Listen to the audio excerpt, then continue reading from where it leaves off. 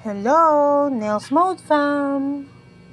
Ito po ang left and right nail ni client.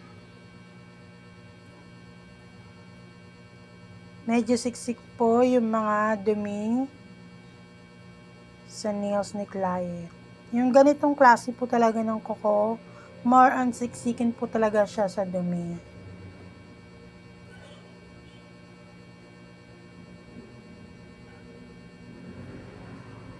Pero very healthy pa rin yung nails ni client. Hindi po kasi madalas siya magpatanggal ng kanyang mga sides ng nails. Kung meron po tayong mga anak or mga kapatid na hindi pa talaga nagagalaw yung gilid ng nails nila, as consider yung sinasabing ingrown, better to advise na wag pong ipapagalaw sa ating mga nail tech or manicurist.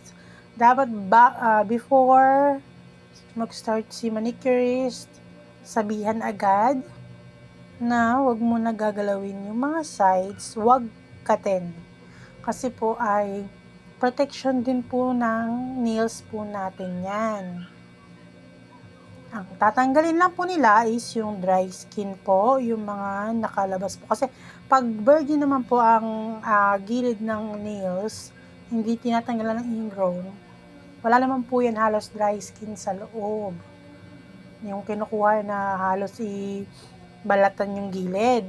Kasi may layer po yan eh. Bali, ang dry skin niya, sa labas lang din po. Parang yung sa kamay din natin, yung tumitigas sa bandang unahan na gilid. Ganun lang din.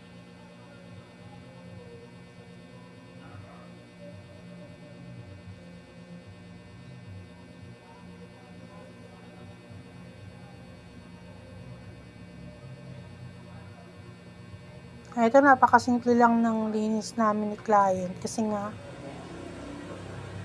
hindi siya sanay na tinatanggalan talaga yan.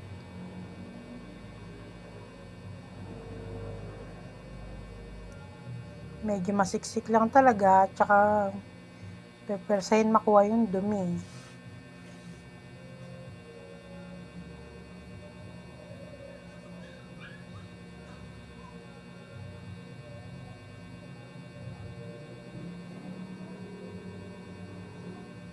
Mababa pati ang pain tolerance nito ni client.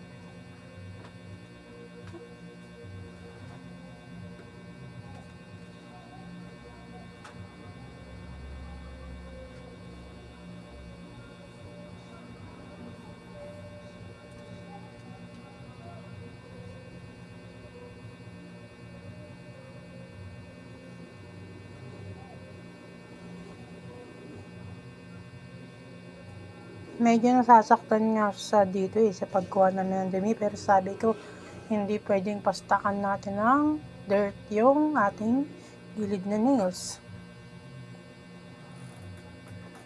Tsaka isa pa, pag stuck na stuck ang dumi sa gilid ng kuko natin, medyo may amoy po yan.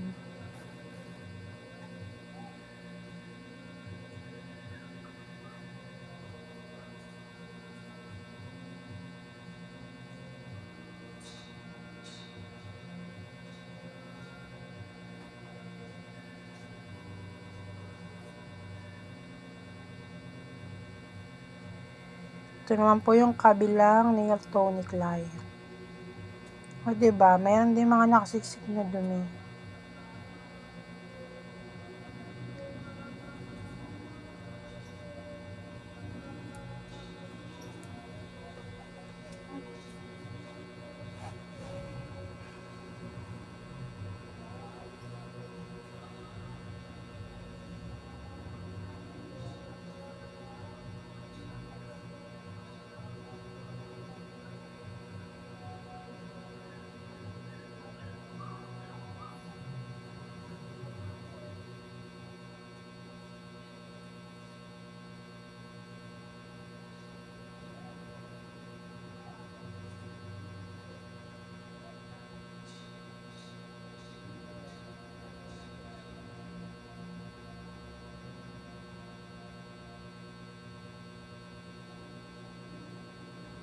to, mga cuticle ni client. Ganyan lang yung gusto niyang linis.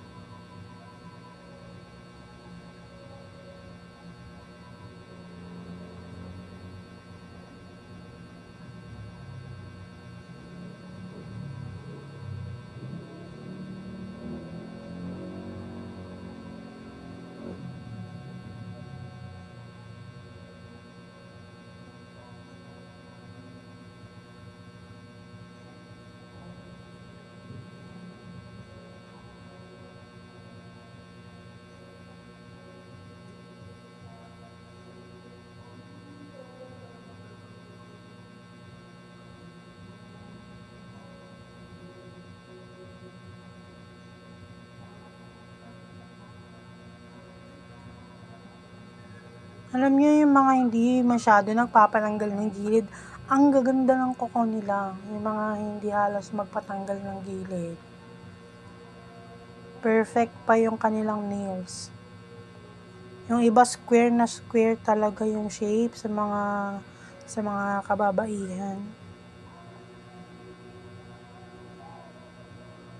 Pero yung mga nagpa-cut na ng gilid, after 2 weeks, masakit na eh. Tapos nagko-curve yung nail.